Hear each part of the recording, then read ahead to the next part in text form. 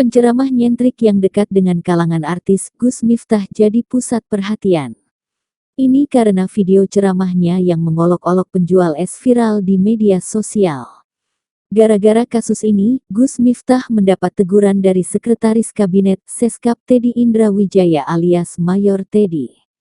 Pasalnya Gus Miftah adalah utusan khusus Presiden bidang kerukunan beragama dan pembinaan sarana keagamaan.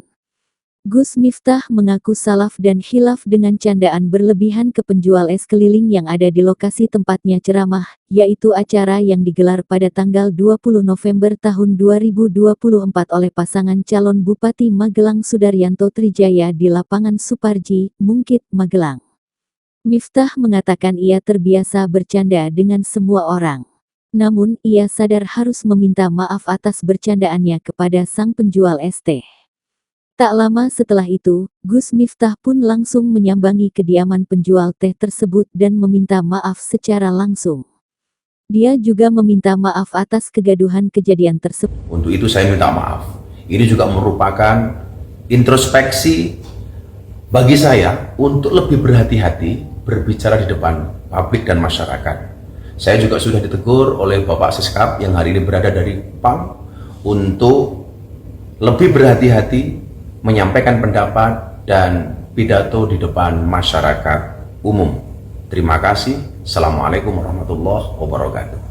Katanya mau Kang Jakarta karena saya butuh silaturahmi dengan Kang Son Haji es viral. Yang beliau ini sering banget ikut ngaji apa ya? Iya. Di mana-mana di Purworejo mengikuti sehingga yang saat itu niatnya guyon tapi disalah persepsikan, tapi apapun itu Abah minta maaf sama Kang Son. Sudah, salah maaf batin. Dan gak ngira ya Bang. Iya Pak, iya Pak. Pendapatmu gini, moro-moro rame. Gak salah kalau niatnya guyon malah jadi ketawa-tawa. Tapi Mai itu mau. Nanti kita bisa pengajian di sini. Ya, alhamdulillah. Jadi pokoknya tuan rumahnya Sol ST Son Haji. Alhamdulillah lek ngrawuh video kita keturunan. Yang penting munggah kanggo ST. Ya, siap. Oke. Bagi barang. Kan aku juga bahasa bareng-bareng biasa.